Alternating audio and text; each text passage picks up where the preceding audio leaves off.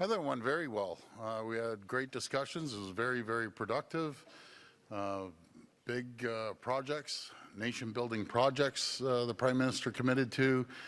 As for Ontario, you know, one project, one window per se, not duplicating assessments over and over again, but it was a very, very positive meeting in the investments into large projects like pipelines, rail, ports, airports, road to the Ring of Fire.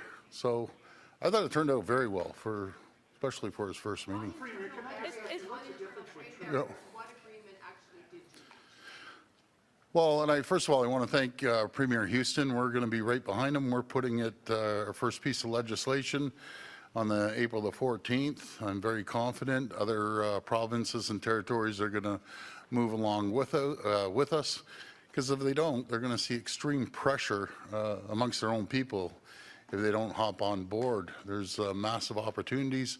It'll increase our GDP by 4%, $200 billion. So it's thank God we're doing it. We've been trying to do this for decades. We're getting rid of all exemptions. We're going to lead the way. A few others have committed to that. So the rules have changed. When we're under attack by one person and economic war, all the rules have changed. We have to get to market on everything. We have to build those big infrastructure projects, start shipping our goods all around the world. We can't be so reliant on one country, the United States. We need to diversify our trade and make sure that we partner up with other countries around the world. Are you concerned that the difference in these meetings between Prime Minister Trudeau and Prime Minister Carney, different tone, style? Can you give us your assessment on that? A little different tone. I don't want to compare one against the other. Two different styles. Prime Minister Carney is an extremely bright business person. He gets it. He wants to get it done. And he needs to, he knows we have to move forward at a rapid pace to protect our country. When you say rapid pace, how fast is the provinces in Canada? Well, like building a pipeline will take years. In your mind, what would be an acceptable scenario? Well, it only takes a year if you want to make it years. You know, if you had projects, you know, each section being taken care of, each province, put the workforce together. I always say they built the Pentagon in a year. They built the Empire State Building back in the early 1900s in 10 months. When we put our forces together across the country, there's nothing that we can't do. And it also creates jobs for the steel sector.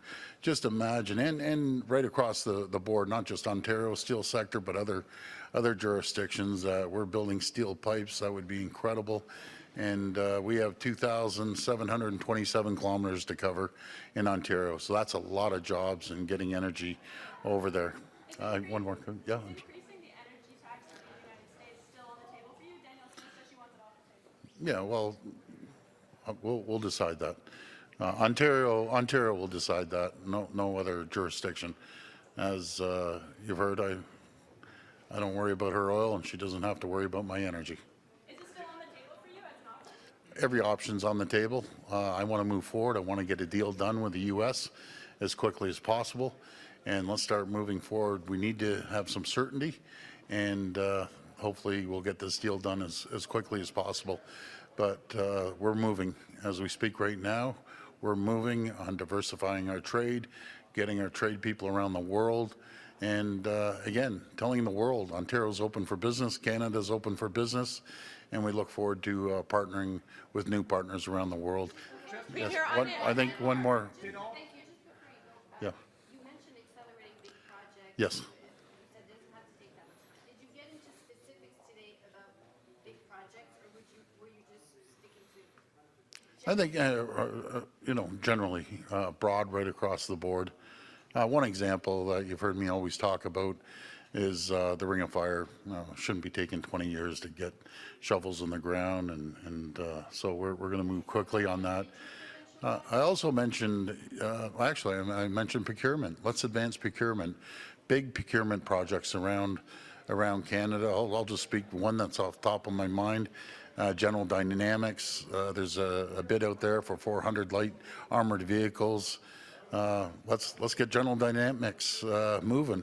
There's 400 light armored vehicles. We'll employ people for a really long time in London, Ontario.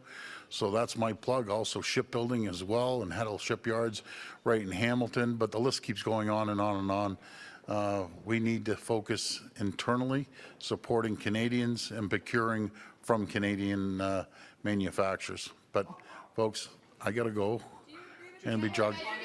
Okay, just one more question, because you had your turn, and then I have to go, folks. On internal trade, Yes.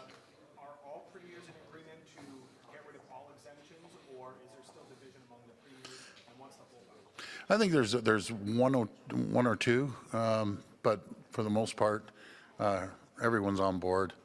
I'm clearing all exemptions. The feds are clearing all exemptions. Nova Scotia is clearing all exemptions. So as we move forward across the country, eventually everyone's going to hop on. They'll have no choice to hop on board.